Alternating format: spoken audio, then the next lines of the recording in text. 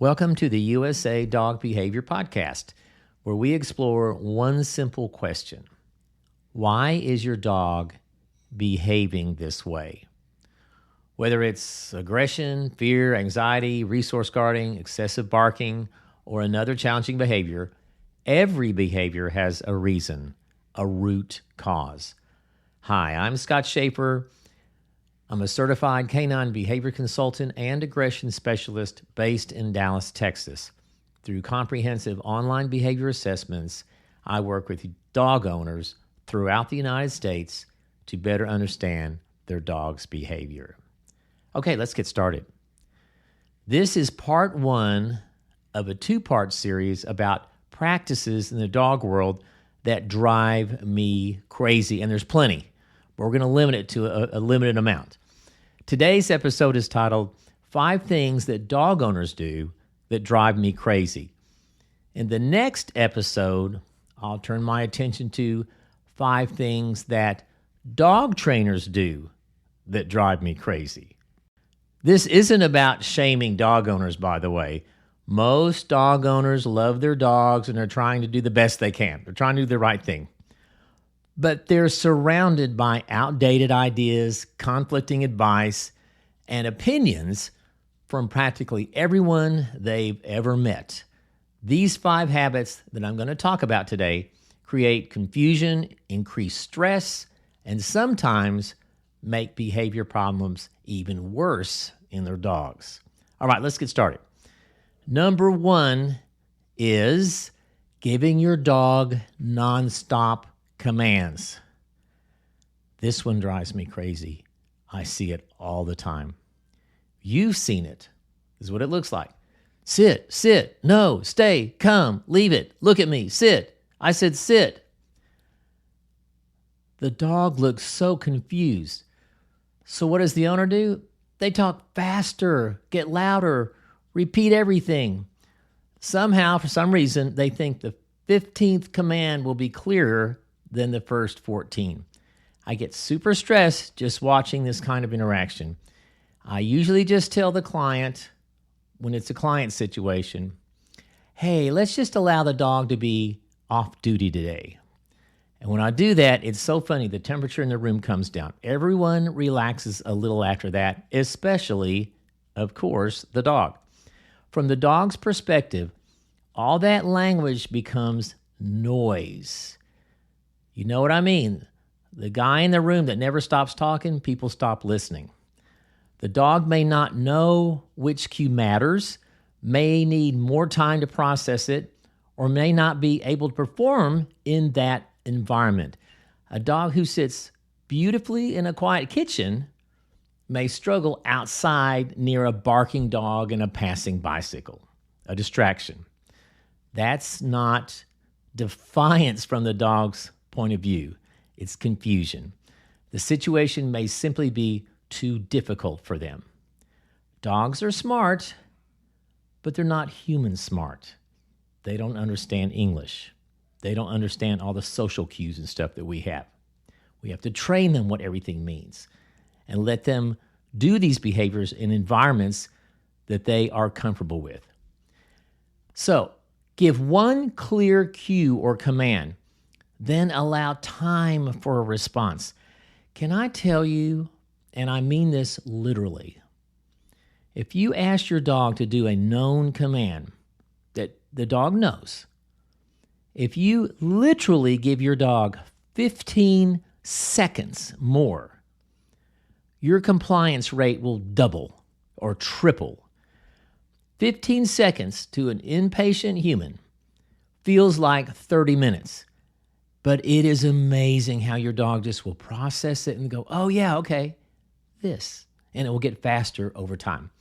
If the dog can't respond, lower the difficulty or move further away from any distraction. And reinforce the success with petting, treats, things like that. Also let your dog make good choices without constant direction. We call this agency. That's a $25 word in the business. Let them settle down on their own. Let them sniff and give them time to process their world a little bit. Your dog needs to breathe a little bit. And I mean that literally and, of course, figuratively. All right, number 2 of the 5 things that bug me. Number 2 is the need to be the alpha. And I'm talking about the dog owner to be the alpha. Now, let me tell you something. I have so much experience with this. It's really bad with men, shocking, but I see plenty of women that are into this, and it's kind of almost bothers me more. But I see a lot of men that are into this alpha, I'm the macho king of the world thing, the all-knowing patriarch. But I see it in women too. And I'll tell you that made-for-television dog training gave this old idea an enormous boost over the last 20 years. It suggests that your dog is watching for weaknesses and waiting to take control. Seriously, your dog is not planning to take over your bank accounts or your home or your business. Your dog does not think it's a wolf, or that your house is a wolf pack, and your home is a big den. And I mean den like in canine den. And most unwanted behavior isn't a bid for higher rank in the pack. And that's in air quotes.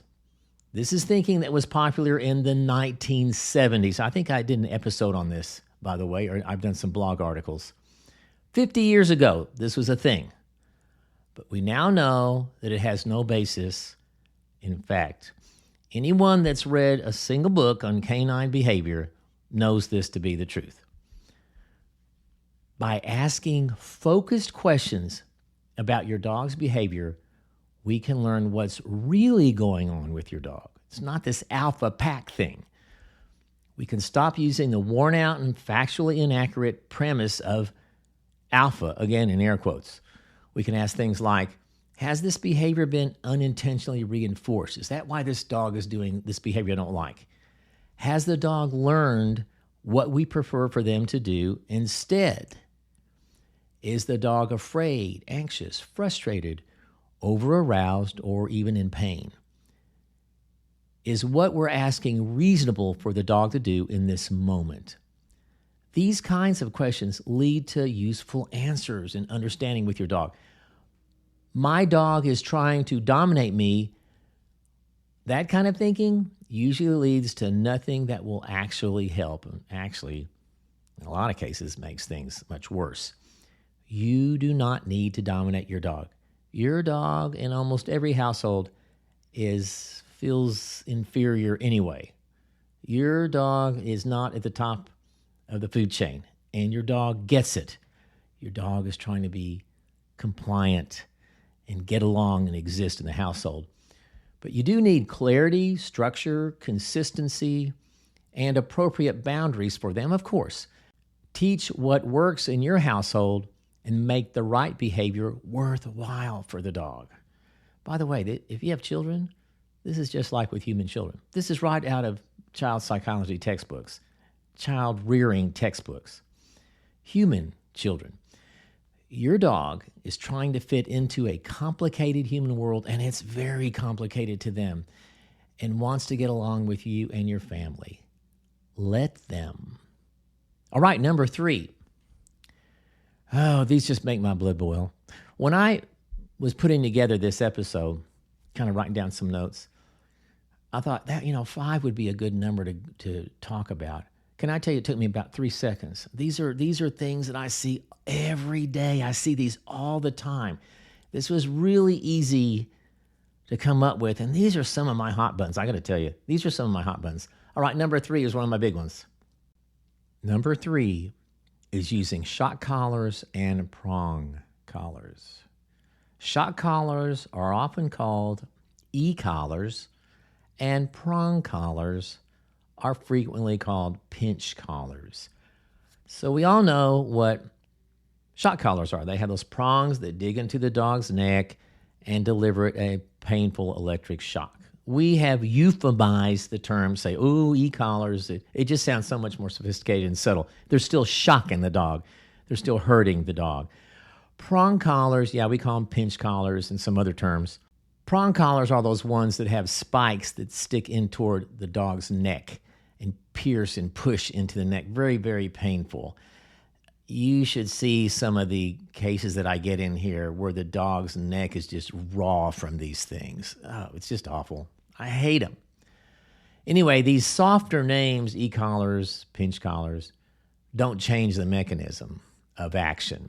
These tools use physical pain in order to evoke a behavior change. Consider a dog, for example, who barks and lunges when another dog appears. Super common behavior issue. I have lots of episodes about that. The owner activates an electronic collar or delivers a prong collar leash correction. The owner thinks when they do this, now my dog knows barking is wrong, and I don't like it. Here's the thing. The dog will almost certainly learn something else instead. What does he learn? When other dogs appear, my neck always hurts. So not only do dogs scare me, but now the experience is painful when dogs come by. They are not making the connection you hope they are making. So instead of making other dogs less important with this shocking and prong collar thing, the correction can make them more threatening and predict pain, which, what does that do? That makes the situation worse. The visible marking might stop temporarily, but the fear, anxiety, and frustration about the presence of other dogs remains and almost always gets worse. Research comparing electronic collar training, shock collars, with reward-focused training found the reward-focused approach more effective. Electronic collars are not necessary to train dogs. In fact, in my experience, they frequently make things worse, much worse. It's very predictable how they affect dogs' behavior.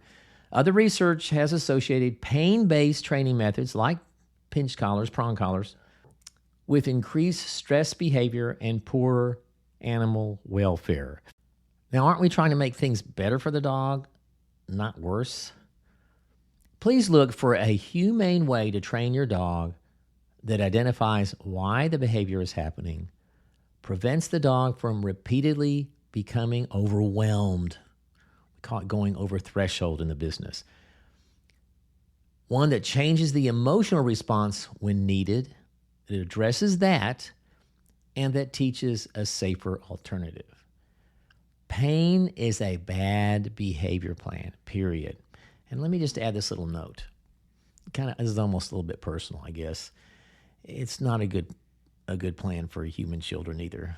All the research says, yeah, we know how you feel about it, and it's kind of the macho thing to do, and it's what we've always done or what we did 50 years ago, whatever. But let's use what's most effective, not what feels good to us or what we just knee-jerk think is the way to do it. Before we continue, I want to take a second to tell you how I help dog owners dealing with serious behavior problems like this.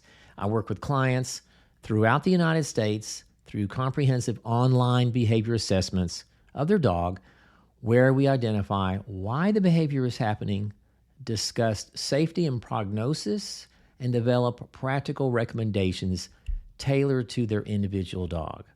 I love doing this. I just love doing this with clients all over the U.S. If you'd like more information about working with me directly, visit usadogbehavior.com. Now let's get back to today's topic. Number 4 of the 5 things that bug me. Number 4 is automatically doing whatever a dog trainer tells you to do with your dog. What is he talking about?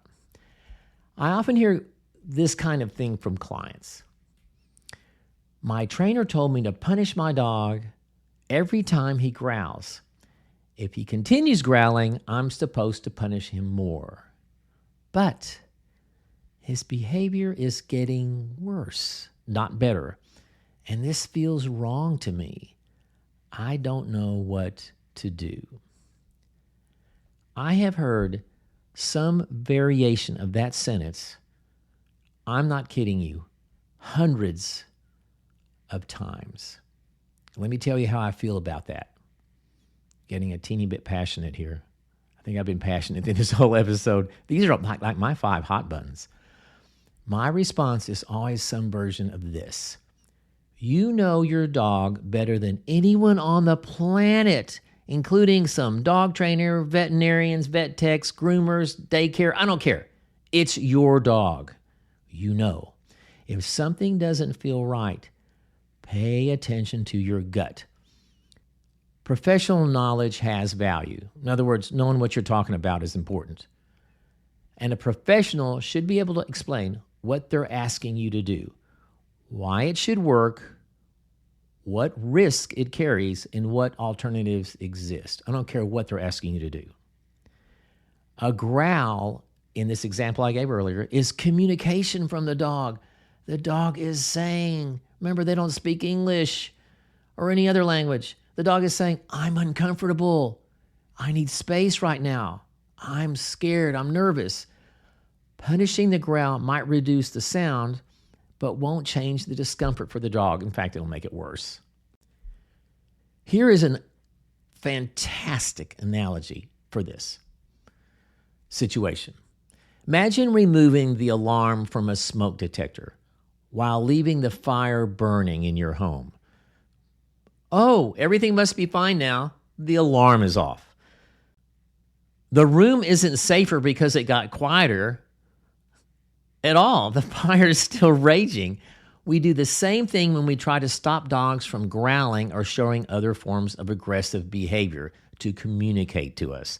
The fire is still raging, but we're ignoring it. The dog's emotional fire, if you will.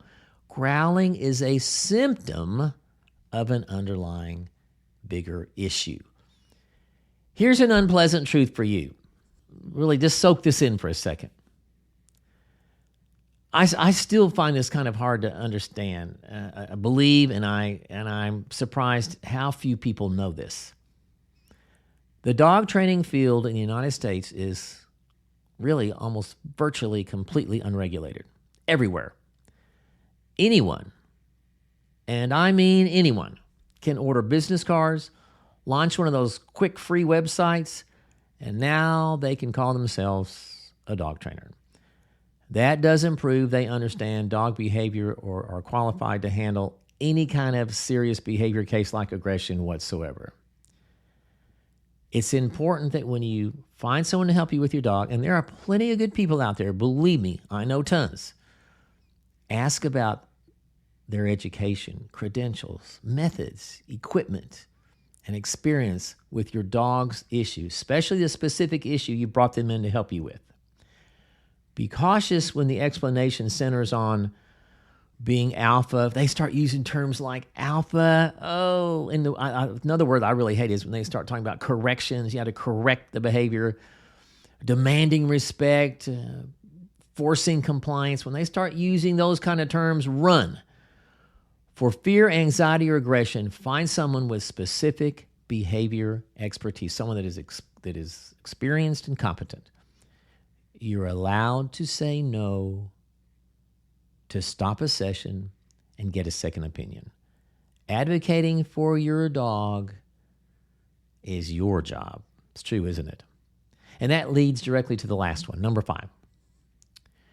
This one's semi-funny, kind of, but I hear it all the time. I'm telling you, these 5, I hear every day. I've heard these, I'm not exaggerating when I say this, thousands of times. Here's number 5. Taking advice from people who aren't qualified. Dogs are everywhere. So opinions about dogs are everywhere too. Everyone has owned a dog. Everyone's seen a dog. Everyone has known someone who has owned a dog. Everyone has grown up with them, watched a few videos online, or knows someone they like that has a dog they like. This could go on and on. We've been saturated with dog exposure, right? Very common thing. However, suddenly everyone is giving behavior advice. Living with dogs can be a valuable experience, of course, yes, but it certainly doesn't qualify someone to understand a serious behavior problem. Funny little story for you here. This is just a little funny example. I don't know why this example just sticks in my head. This happened years ago, but it just sticks in my head because I think it's funny. I had a client, nice, really great client, told me this, said, Scott, someone told me I should punish my dog every time he looks at another dog so he won't be interested in them anymore. I said, okay. I said, what does that person do for a living? And the client said, well, she's a hairdresser. And I said, okay, I'll make a deal with your hairdresser. I won't tell people how to care for their hair if she'll stop giving canine behavior advice. Of course, I was being kind of funny. We all had a chuckle, but she got the point. Nothing against hairdressers, of course. Of course. The point is that liking dogs doesn't make someone a behavior professional any more than having hair makes me a hair care professional, all right? And if you saw my hair, yeah, it's actually it didn't look that great. I keep it real short. It's super simple. When it gets longer, it's not good. My wife wants me to keep it real short. Well-meaning advice can still cause harm, even when it's from the heart and it's meant to help. Punishing a dog for looking at another dog may teach other dogs predict punishment, like we were talking about earlier. Okay, so this is a great example of just some bad advice from someone that really shouldn't be given advice. Before acting on random advice from people, ask what qualifies that person, whether they understand why the behavior is happening, what risk the advice creates. Serious behavior issues deserve serious expertise, especially with aggression and especially with human aggression. You don't want to fool around with that. Lots of dogs are aggressive to humans. Don't fool around with that. Make sure you're talking to someone that knows what they're talking about. If someone isn't charging you for advice, that can frequently be an indicator of its value. All right, let's wrap up on what we talked about today. Let's kind of just summarize all this very quickly. These are 5 things dog owners do that drive me crazy. That's what we've been going over. They all come from one mistake, really, trying to control behavior before understanding it. So to encapsulate here, slow down. Give your dog clarity and time to respond. Replace dominance with teaching your dog, letting them learn. Choose methods that don't depend on pain. Question professional advice that feels wrong to you. And be very selective about whose opinions you follow. Your dog isn't trying to win a contest against you, I promise. Your dog is communicating, learning, and trying to feel safe. Kind of like us in the world, aren't we? Isn't it? Kind of like us. Find the reason behind the behavior, and better decisions become possible. All right, that wraps up part 1 of this 2-part series. Next time, I'll share 5 things dog trainers do that drive me crazy. You can find additional articles, videos, and podcast episodes by visiting usadogbehavior.com. Almost all of this content is free, and I love to share it with everybody. If you found today's episode helpful, I hope you did. I'd appreciate it if you'd subscribe, leave a review, and share the podcast with someone who has a dog that could benefit from this information. That helps more dog owners find the show and supports the work that I do. Until next time, remember, your dog's behavior has a reason, always. Find the reason, and you're much closer to finding the solution. I'm Scott Sheaffer. Thank you for listening, and I hope you'll join me for the next episode.